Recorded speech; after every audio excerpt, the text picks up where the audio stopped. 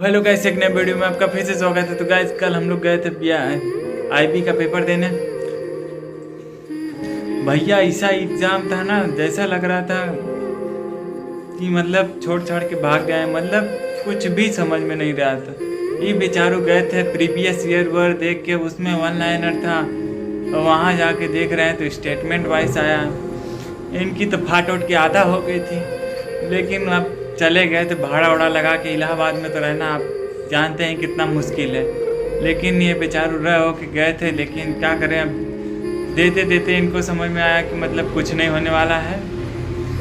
फिर भी कोशिश किया पूरा करके चलें, क्या है कि तुक्का उक्का करेंगे तो वैसे भी आपका हम लोग का होने वाला तो है नहीं। तो भैया इन्होंने पहले उसमें स्टार्ट हुआ था जीएस और करंट अफेयर से, तो इन्होंने करना स्टार्ट किया।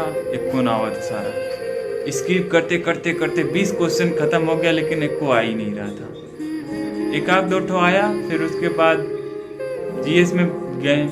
जीएस में एक दो शुरू का क्वेश्चन आया, बाकिया तो फिर स्किप स्किप स्किप स्किप। फिर इनको थोड़ा सा डाउट हो गया कि मैं कुछ करके आया था प्रीवियस ईयर। साला लग रहा था धोखा हो गया मेरे साथ, एक को क्वेश्चन नहीं। फिर उसके बाद रीजनिंग में गए। रीजनिंग में भाई साहब किए हैं 20 क्वेश्चन में 15 तो सही होगा। क्या के लिए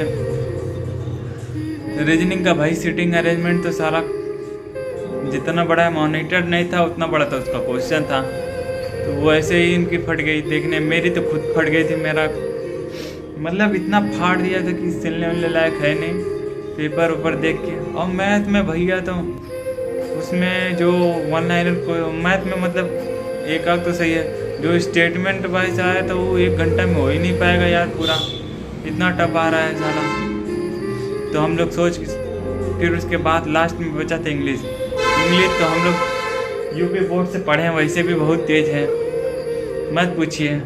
एक तो उसमें स्टेटमेंट आधा तो यही नहीं समझ में आ रहा था सारा करना क्या है।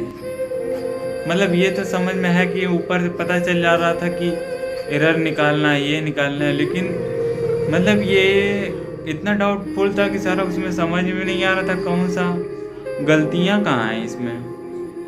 यूपी बोर्ड एक तो एसएससी का रहता है भाई साहब, तो उसमें पता चल जाता कि इसमें है गलती वलती।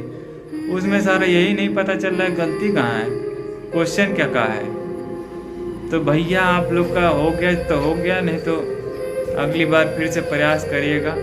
ऐसा पेपर ना ही दे तो अच्छा है, सिलेक्शन विलेक्शन तो होने वाला नहीं है।